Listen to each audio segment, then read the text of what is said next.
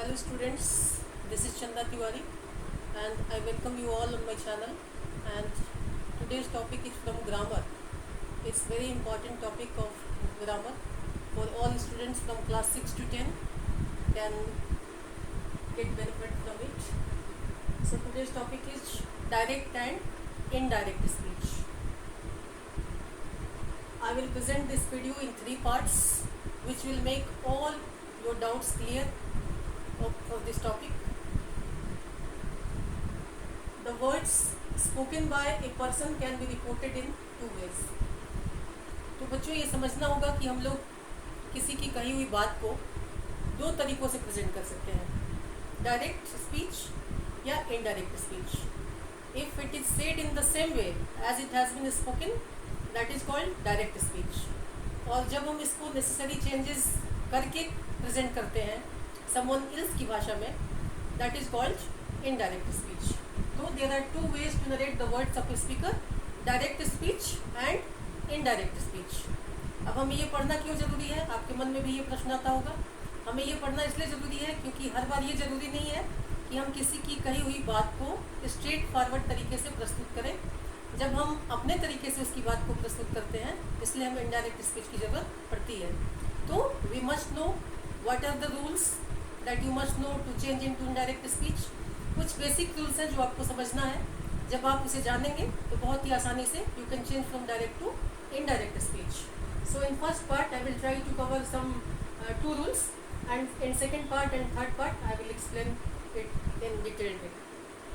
So the words spoken by a person can be reported in 2 ways. Quoting the exact words, जैसा किसी ने कहा उसको हम लोग कहते हैं डायरेक्ट स्पीच, और अगर नेसेसरी चेंजेस करके प्रस्तुत करते हैं, that is called indirect speech. I have written 1 example over here. Sohan said to Mohan, I am going to school. यहाँ पे हम देख सकते हैं कि 2 पार्ट्स हैं. तो ज़्यादातर जो बच्चे होते हैं, most of the students even while teaching, I have notice that even in class 12 children are not aware कि रिपोर्टिंग क्लाउज क्या है, रिपोर्टिंग वर्ब क्या है और रिपोर्टिंग स्पीच क्या है. तो आपको ये जानना होगा. Sohan said to Mohan, this part, Sohan said to Mohan, this part is called reporting clause. And said, हर एक जब भी आपको चेंज करने के लिए दिया जाएगा, you will find this kind of verb in the sentence, in this part of sentence, that is reporting verb. और जिस पार्ट को हमें चेंज करना है, I am going to school, this part is called reported speech. अब rules क्या क्या है जो आपको जरूर जानने चाहिए.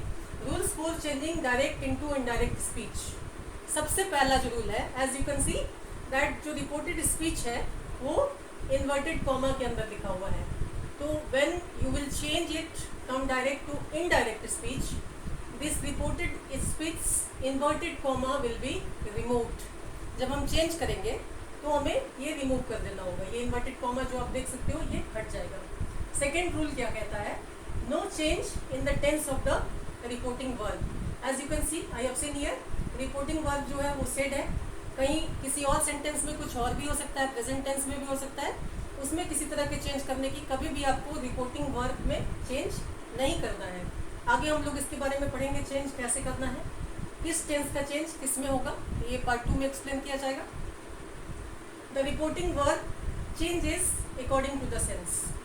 तो रिपोर्टिंग वर्ब का जैसा सेंस होता चेंज होता है सेंस के अकॉर्डिंग. सेंस कैसा हो सकता है, इम्पेरेटिव हो सकता है, इंट्रोगेटिव हो सकता है, ऑप्टेटिव हो सकता है. उसके अकॉर्डिंग हमारा रिपोर्टिंग वर्ब चेंज हो जाता है. The first verb of the reported speech begins with a capital letter. As you can see, first word of the reported speech, ये रिपोर्टेड स्पीच है. इसका जो फर्स्ट लेटर है या फर्स्ट वर्ड है, first letter starts with a capital letter. इसको हमें हमेशा कैपिटल लेटर में लिखना है. Conjunctions are used after the reporting verb. जब हमें इसको चेंज करना होगा, डायरेक्ट स्पीच को इनडायरेक्ट स्पीच में चेंज करना होगा, तो it will be connected by conjunction. वो कुछ भी हो सकता है, इफ हो सकता है, वेदर हो सकता है, दैट हो सकता है, अकॉर्डिंग टू द क्वेश्चन. अब हमारा जो सेकंड बहुत ही इम्पॉर्टेंट रूल आता है उसमें, जिसे हम SOM रूल के नाम से जानते हैं, that is meant for the change of pronouns. जब भी हमें ऐसा कुछ मिलेगा चेंज करने के लिए डायरेक्ट स्पीच से इनडायरेक्ट स्पीच में, तो प्रोनाउन दिए होंगे डायरेक्ट स्पीच में, तो अब हमें ये जानना होगा कि अब जब हमें उस प्रोनाउन को चेंज करना पड़ेगा तो हमें किस रूल को फॉलो करना है। तो उस रूल का नाम है SOM रूल, यानी कि subject object no change rule.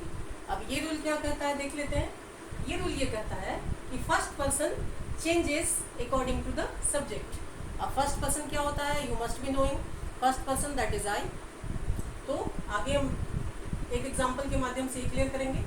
Second person changes according to the object of the reporting verb. Second person कैसे चेंज होता है, जो रिपोर्टेड स्पीच में अगर सेकंड पर्सन है दैट इज यू, तो उसको हम लोग कैसे चेंज करते हैं, according to the object of the reporting verb.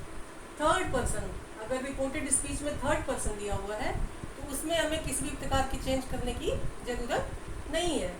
अब यहाँ पे हमें क्या देखना है, first person changes according to first rule है। और first example, he said I like the book. Okay, he said I like the book. यहाँ पे जो रिपोर्टेड स्पीच का प्रोनाउन है वो है फर्स्ट पर्सन दैट इज आई, ये आई है। तो एज पर रूल हमने क्या देखा है, first person changes according to subject. तो हमें क्या लिखना पड़ेगा, यहाँ सब्जेक्ट क्या है, ही है, तो हमें क्या लिखना पड़ेगा, he said he liked the book. Second rule क्या कहता है, सेकेंड एक person according to the object of the reporting verb. Second example, he said to me do you like the book. इसे हमें कैसे चेंज करना पड़ेगा, यहाँ पे रिपोर्टेड स्पीच में जो प्रोनाउन है वो है you, that is second person. अब हमें इसे कैसे चेंज करना पड़ेगा, according to the object of the reporting verb. तो यहाँ जो रिपोर्टिंग वर्ब का ऑब्जेक्ट है वो मी है, इसलिए इसे हमें उसके अकॉर्डिंग चेंज करना पड़ेगा। तो हमें चेंज करके कैसे लिखना है, ही asked me if I liked the book. ये हमें ऐसे चेंज करना पड़ेगा क्योंकि यहाँ पे रिपोर्टिंग वर्ब का जो ऑब्जेक्ट है वो मी है, me will be change to I. तो हमें लिखना पड़ेगा he asked me if I like the book. यहाँ पे रिपोर्टिंग वर्ब का ऑब्जेक्ट मी है, तो यहाँ हमें मी लिखना पड़ेगा। थर्ड रूल क्या कहता है, थर्ड पर्सन में किसी भी प्रकार का चेंज नहीं होता है। He said he likes the book, इसमें हमें कोई चेंज करना नहीं है। He said that he like the book, जो टेंस चेंज का रूल है वो फॉलो करते हुए simply we are not suppose to make any change as the pronoun of the reported speech is in third person, so it will not be changed at all. In this way you can find that keeping these rules in your mind you can solve reported speech question very easily, and in part 2 we will discuss further rules and how can we make changes from one tense to another tense following the rules. Thank you.